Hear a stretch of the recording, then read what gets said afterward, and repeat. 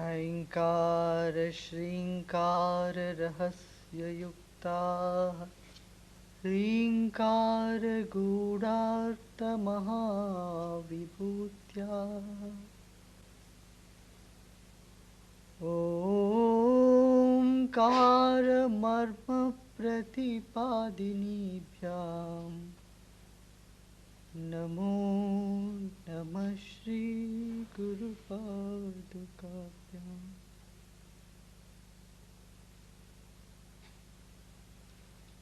ॐ नमः प्रणवार्थाय शुद्धज्ञानैकमूर्तये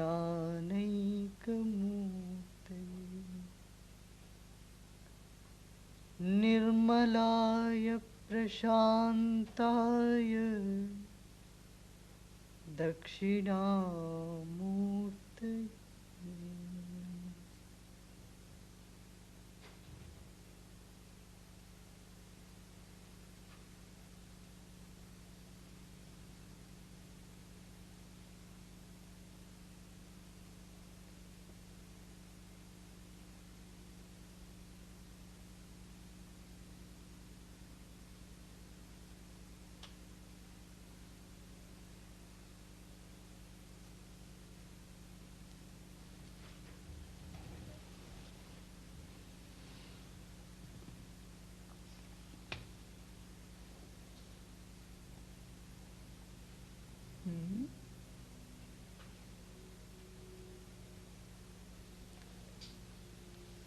GuruPoornima is called the day of the master, but actually it is the day of the devotee.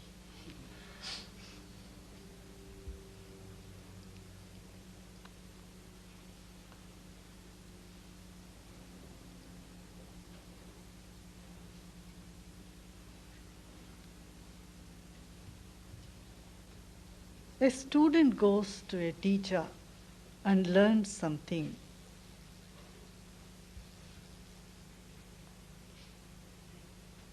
Gets some information, and then he walks out of the school. There is no more information, just like looking at a guidebook, like a tourist guide. You go with a tourist guide to see a place, the guide shows all the places, or like a traffic police. Sometimes he directs you. Or a gas station, you go and ask someone, where is what? And they'll give you some information. You take it and you say one thank you, and there it is finished. Isn't it? You went to primary school, middle school, and whatever grade you call it, grades of school, secondary school. You collected information. You learnt about mic, you learnt about computers, learnt about mathematics, learnt how 2 plus 1 is 3.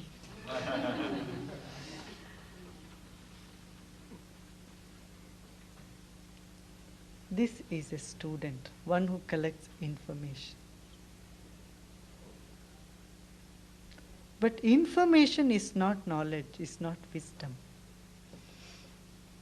Is it wisdom? If just having lot of information, one's life changes, grows, then it is not just information, or that information cannot effect a big change.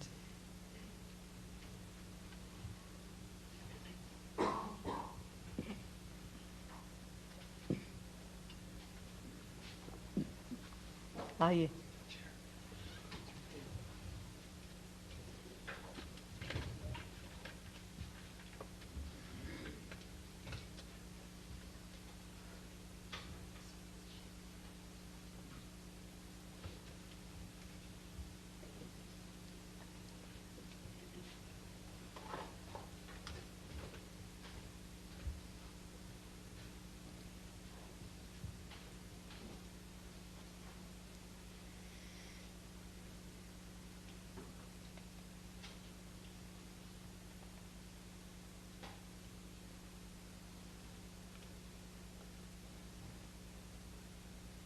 Then comes a disciple.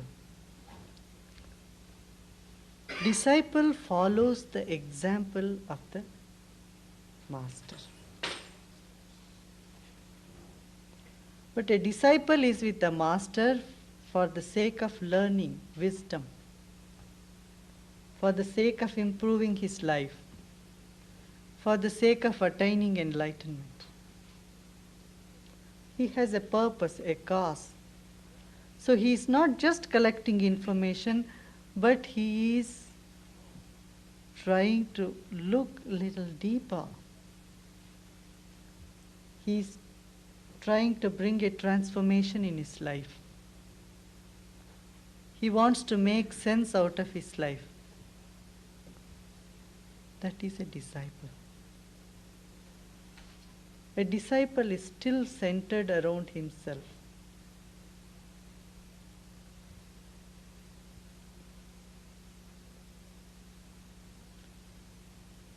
So disciples take some time of their own, according to their capacity. They grow, and one day they may get enlightened.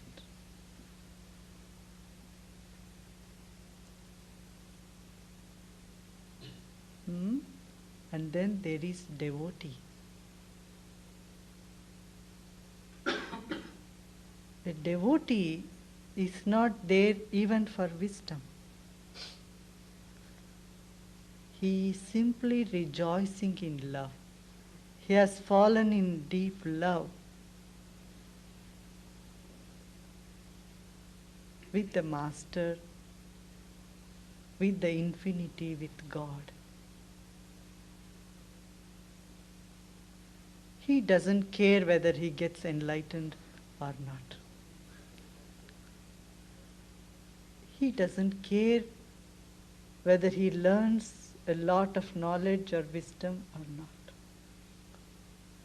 But that very moment and every moment immersed in divine love, that is enough for him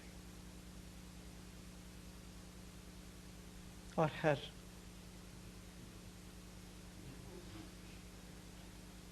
A devotee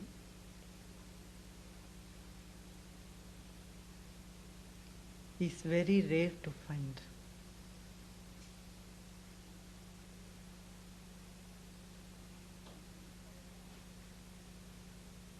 Students are all over. Disciples are few, but devotees are rare.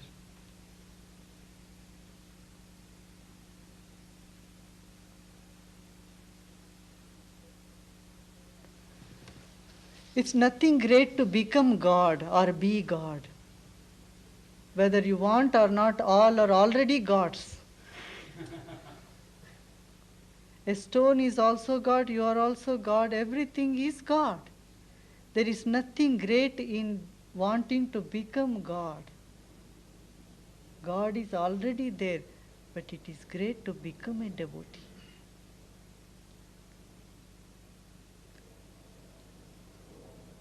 Do you see this? Everything, whether you want or not, is already God. But the love, devotion has flowered somewhere, where the devotion has flowered totally. The flower has bloomed. That is devotion, that devotee. Attraction is everywhere. Love is somewhere, but devotion is again rare.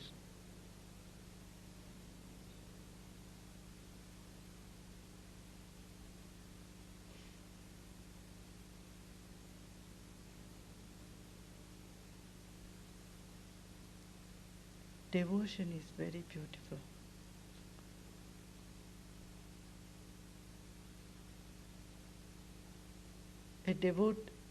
A student comes to a master, teacher, guru, with tears in his eyes. There's so much problem. And when he leaves also, he leaves, carries the same tears. But the quality of the tear is different. It's of gratitude. Still tears flow, but they are of gratitude, of love.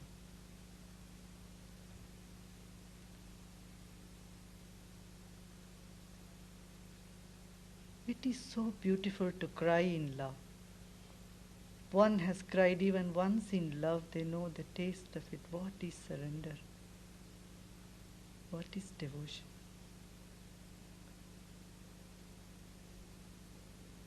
And the entire creation rejoices it. The entire creation is longing for one thing, a transformed tears. From a salty tear to a sweet tears.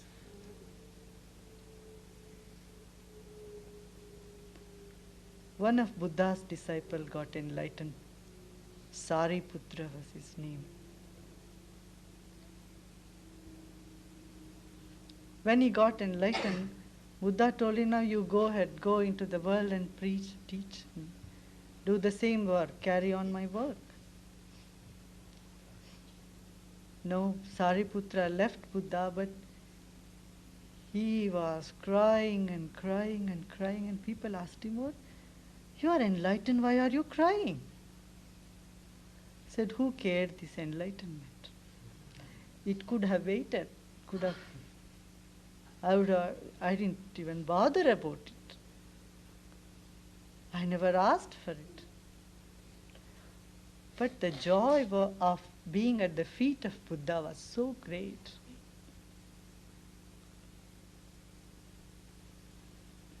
Being a devotee was so great. I said, no, I am missing this.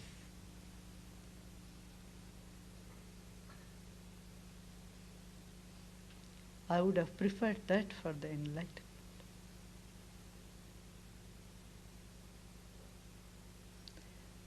There is no separation, there is no difference, there is no distance, yet it has a different flavor, different joy.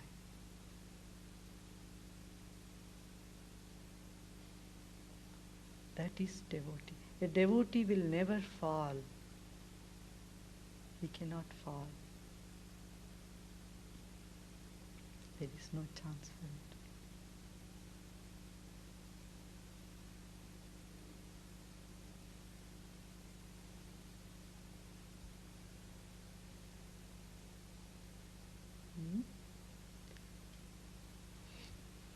When Krishna was leaving his body, he spoke to Uddhava. The last Gita he spoke. And Krishna tells to Uddhava with tears in his eyes. Tears are rolling out of Krishna's eyes. He says, these gopis, they are so beautiful. He says, I can't stand the amount of devotion they have.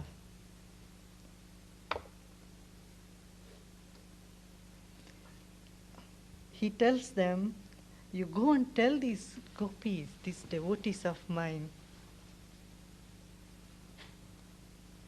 that only they can free me of their gratitude and of their love. It's so beautiful. He rejoices. He says, Krishna says to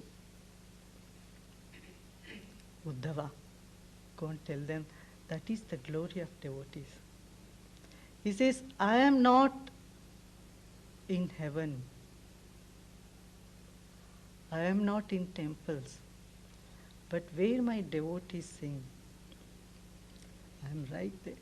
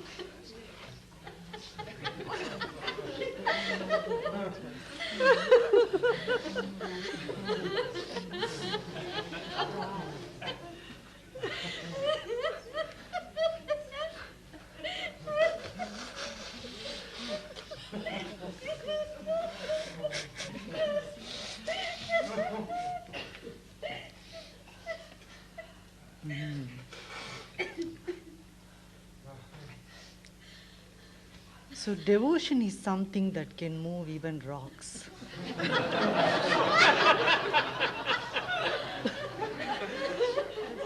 Devotion can even move even rocks.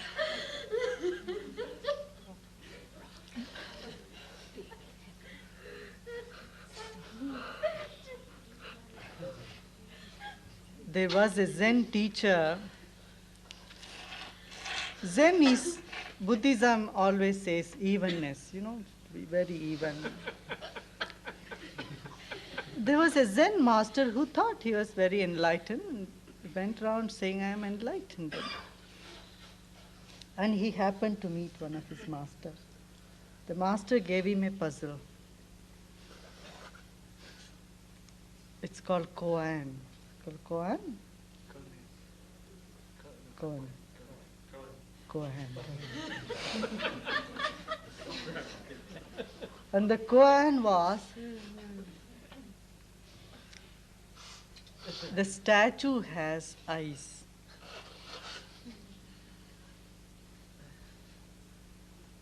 And the tears roll down silent.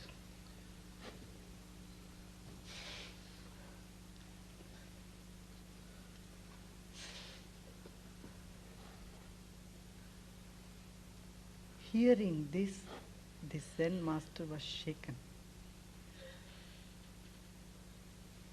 He said, there is some depth in it. That love is something that even divine rejoices in it. The infinity longs for you as much as you long for it.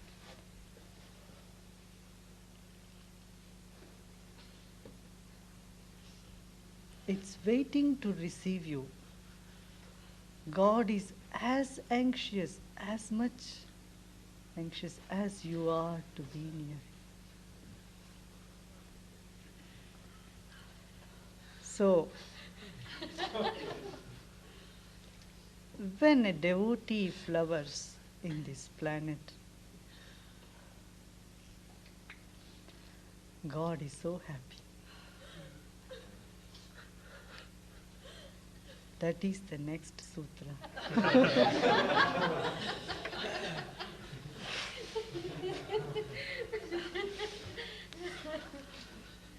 Tat prapya. Attaining that, attaining divine love, one sees love everywhere, all over. Only that is seeing. I am not seeing. Tat prapya tadeva pashyati.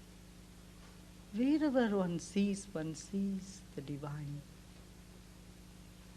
If whatever one perceives divine. Tat prapya tadeva pashyati. Tadeva shrunoti, only divine is heard and divine is hearing.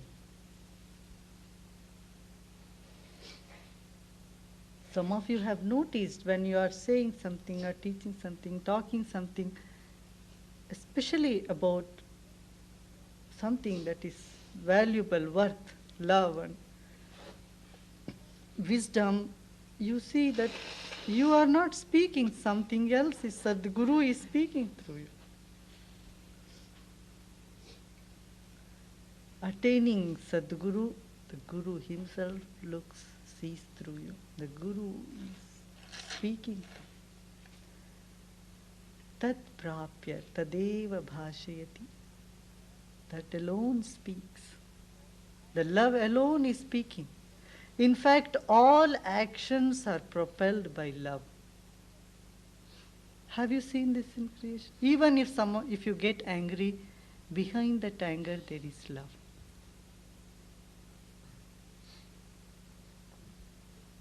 isn't it?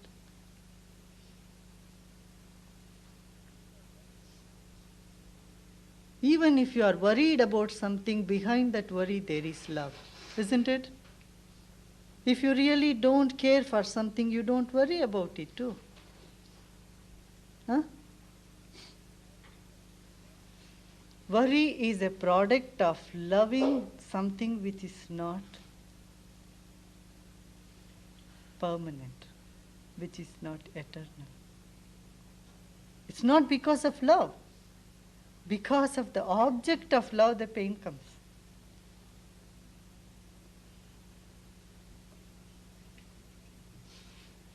See that? But behind every action there is love. Tat prapya, attaining that wonderful divine love. Only that looks through, hears through, speaks through. Only that is heard, that is spoken, that is seen all over the creation. Isn't that beautiful sutra? Tat prapya, tadeva drishyati, tadeva bhashati, tadeva shrunoti.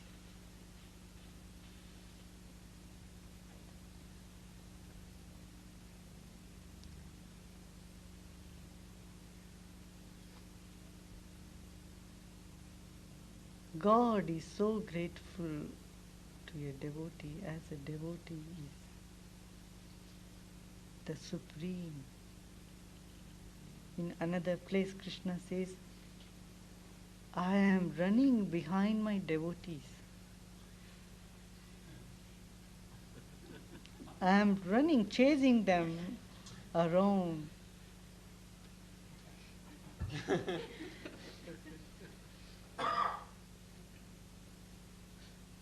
He says, because they are rejoicing in the divine love.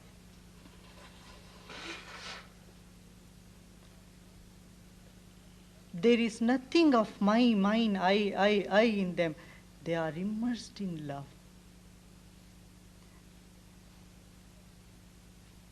They are not caring for anything but being in love. Nothing matters to them.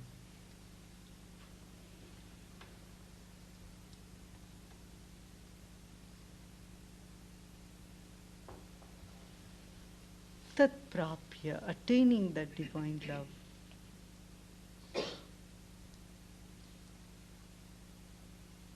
There is full centeredness. See, everything follows divine love.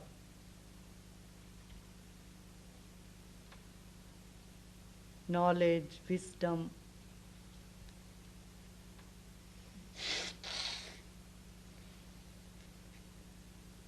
That is surrender, value of surrender. All the fears drop away. Fear is lack of love.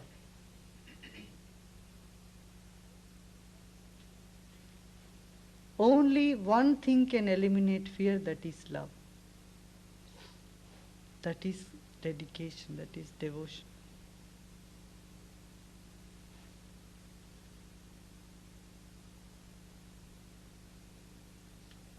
Now the next sutra, Gauni Tridha Guna Bedat Arthadi Bedatva. Little longer sutra. There are three types of secondary love. We were talking about the divine love, the supreme love. Now they say there are three types of secondary love. The secondary love is of course useful in some way. What are the three types of secondary love?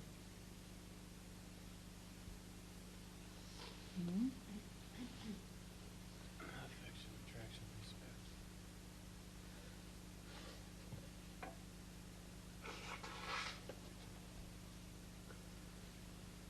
One out of tamasic gun. Tamasic, tamogun. Tamogun means one out of a state of stressfulness.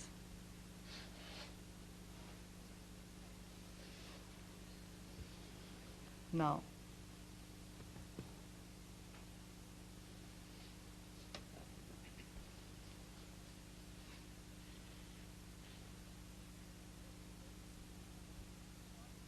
you are friends with somebody because you have a common enemy.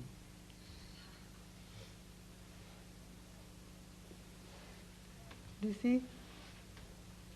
You are getting together just to destroy something. But that getting together to criticize, talk, or destroy, or there is some affinity in the group, there is some love. But that is out of utter ignorance, sheer ignorance. This is one type of coming together. There is great love there also, like terrorists. You know, terrorists, they don't have fear. You know why? Because they love some idea. They put their life to it. Don't you see these terrorists all over the world? Huh? What they are doing? They are putting their 100%. They are really dedicated, really devoted. But out of anger, hatred, and ill will. This is tamogun type of love. This is called tamogun love, tamasic love. And there is rajasic love. Rajasic love is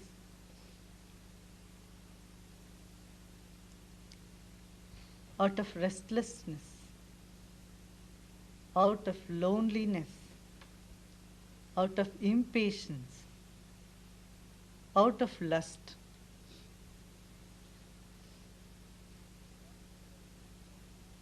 You think you love somebody, you really not love that person. You are just wanting to have pleasure from that person. Your mind is on the pleasure. After a while that dies out. When the attraction dies out, your love disappears. That type of love is rajasic love. It is better than the terrorist, love of the terrorist.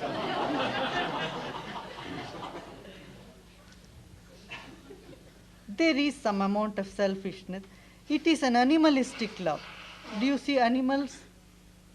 They come together when they get attracted, and that is it. Dogs come together, and that is it. Animals come together. The whole creation breeds. There is love behind that, otherwise the creation cannot happen. If dogs don't get attracted to each other, they won't produce children. The creation, action, activity, behind that there is love, definite. It's natural love.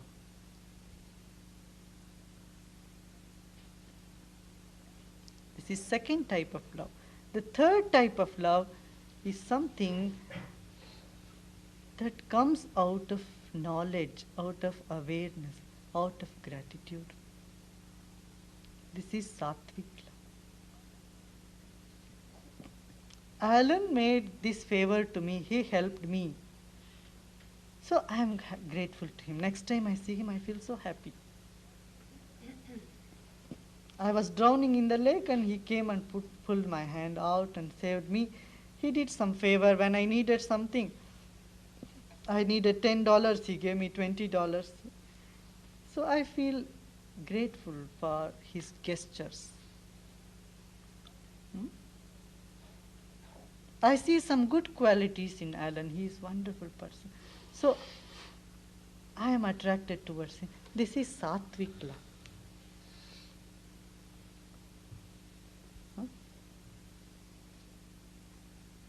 I appreciate Tori because she has this good quality. I appreciate Divya because she sings so beautiful and does the asanas and also beautiful. She has good qualities. Or I appreciate Rashri, because she has this good quality. She gives big smiles.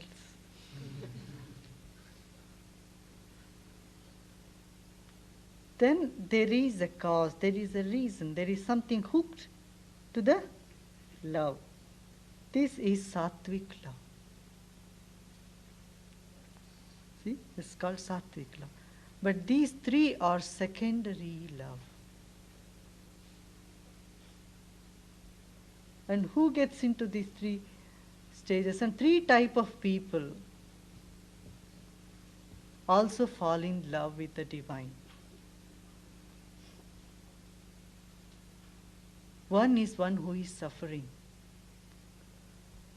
If you go to many churches or temples or even spiritual groups, people whom you find is those who want to escape from their suffering.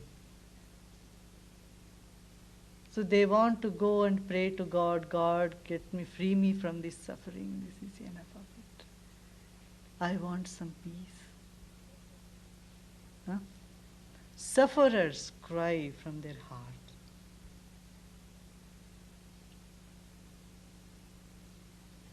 And then people who want something more. Not necessarily they are suffering, but they want something. Enlightenment or XYZ, something. Want to find the meaning. This is second type of love. They want something. People with desires. People with suffering, people with desires, and third is people of inquiry. People who is amazed, who is seekers, who search that there must be something more. Just this world is not the end. There is something beyond this world. So one who is searching the meaning of life, meaning of the world, the secret of the world, is the third category. The first is one who is suffering, wants a relief from, say something, suffering. And then those who are desirous of something, attaining something, either wealth or enlightenment or something, who wants something, wanting people. Second type, who pray. The third is one who is seeking, wants to know. He's not wanting enlightenment, he's not just curious. Want to find the meaning of life, what is next, what will happen, what is about this universe. These three type of love with these three type of people are secondary love.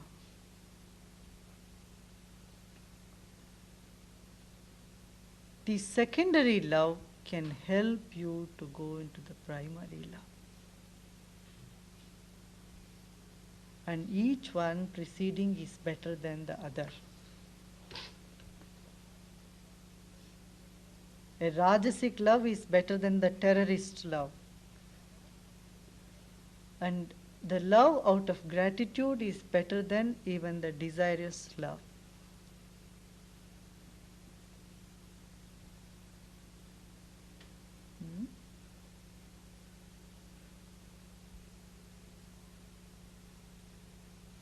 All other things, gestures we make, is to bring up this devotion.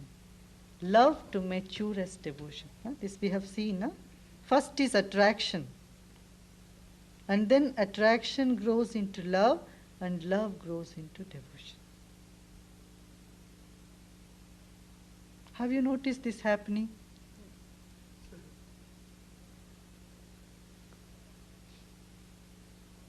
You are attracted to a dog or a bird, you bring it home, then you start loving it so much.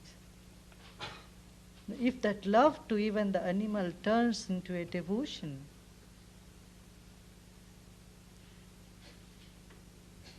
there it has flowered. See, love dies if there is no dedication. Isn't it? If you have only love and no dedication, will that love stand? Huh? No. When that love becomes dedication, dedication becomes devotion.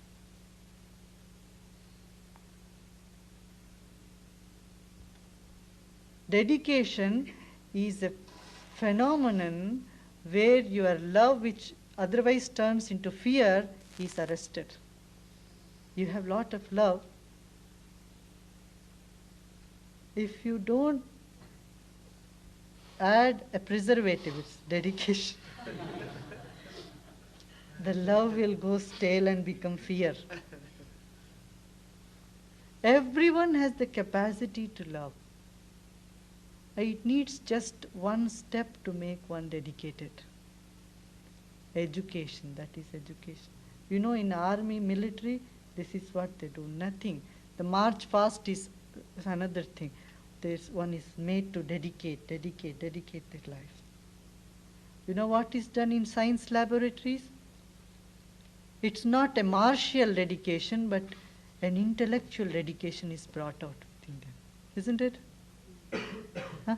Can you find a great scientist without dedication? It is impossible. So purpose of education is to make you dedicated. That is what a disciple does. When the dedication completes, the disciple flowers as devotee. So GuruPoornima is the day of full moon. In the full moon reminds one the fullness of life. How full our life has become. So that full our love has bloomed. So a devotee rejoices in his or her devotion. Jai Gurudev.